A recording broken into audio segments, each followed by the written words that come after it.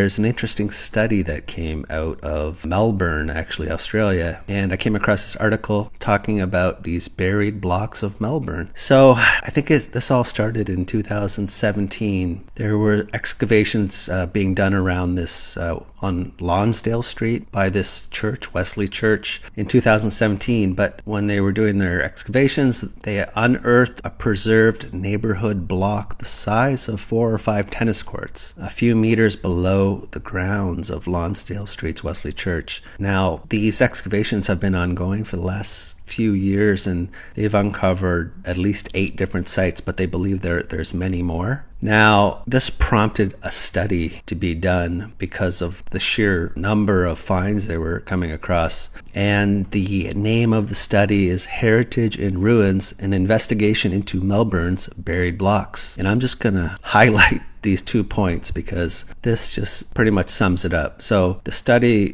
basically reveals details of a forgotten campaign throughout the 1850s and 1860s. Again, this stuff always catches people by surprise. They gotta look back, and it's always forgotten, right? And it's usually in this time frame. But this is great. However, the bombshell in the study was its discovery of a law passed in 1853 requiring those in low-lying areas to bury their homes. And if a landowner refused or was too slow, the council was empowered to raise the level of the land itself and charge the costs. So we're told that there was just this law passed, and we're told these homeowners had to raise the level themselves. And I do find it interesting that all of these raising of street levels seem to be happening roughly mid-1800s in different countries, different parts of the world. And where this whole story takes a really interesting turn for me is with all of the artifacts they're finding at these various sites. And I think over the course of a few years, amongst these different sites, they've found so far over 100,000 artifacts. And on top of that, these artifacts, they find them beneath a layer of clay, which is interesting to me. But these artifacts, they're not just like broken bottles and ceramics. There are coins, things that have value, personal items, things that you would take with you if you were forced to leave your residence. There are things that you would take with you, but it almost looked like these people were in a rush to get out of wherever they were,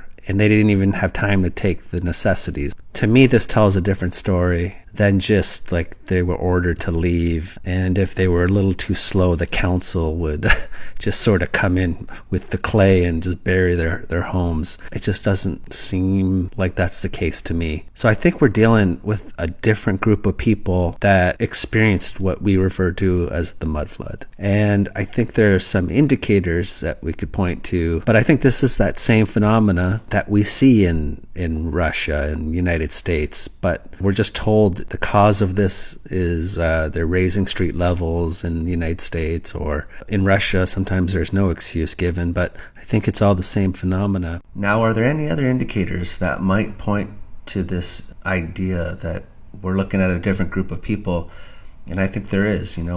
When you start looking into the mid-1800s and going forward, we have the whole phenomena of foundlings and orphans, and we've got the orphan trains and orphanages, and we've got the workhouses for children, and we have children in factories, and a lot of these children, we can't document their pasts, so we don't know their origins, and this went on for decades, so we could have a whole different group of people for all we know. I think that's one indicator. And another good indicator, I think, is the use of this natural cement in the 17 and 1800s according to our official history. So a lot of the buildings that we see that date to the 1800s in Europe, for instance, the facades on these structures, as well as some of the cast ornaments and the architectural sculptures, a lot of these things were crafted using this natural cement referred to as Roman cement, not to be confused with